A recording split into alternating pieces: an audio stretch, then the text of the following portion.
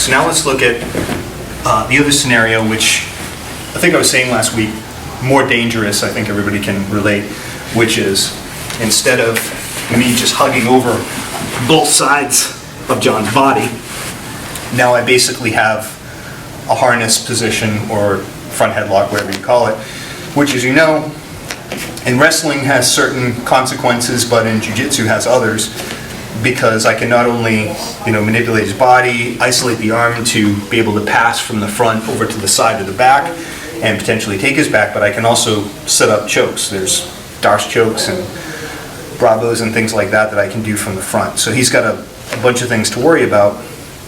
I typically worry about this over-under position much more than I do somebody just pure hugging my body, okay? But let's talk about this position a little bit, because I'll show you, really what I learned first way back when was to treat this the same as if somebody has this, but you can only do your sit-out move on one side, okay, was the idea. So if we're in here and I have John's neck on this side, right, his arm on this side, if you were going to do the sit-out, right, that's it. It would be over there, okay, because that's the one half that still looks like the last position. So I'm going to have you do that first, just so you can feel that.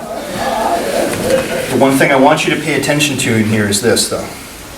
Anytime the arms are too close together, I now have the opportunity, as the person in my position, to start to break that down, so then you start to see the danger coming in.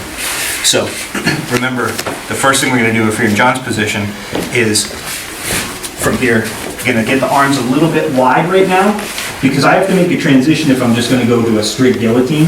So the arms go a little wide. He's going to back up first and kind of draw me in. Good, like this. So on the balls of your feet. Good. And now from here, he makes the sit-out. Looks up. That's it. Exactly. And again, if I hold on for dear life, I fall over. Normally that's going to break because I don't want to fall over and have him on top of me. So have them let go, especially if they're a little more skilled and they're not just being stubborn, and then always turn towards the back, towards the legs. Okay? So let's just try that one first. Then we'll get into scenarios where that one may not be a good idea or may not work. Okay?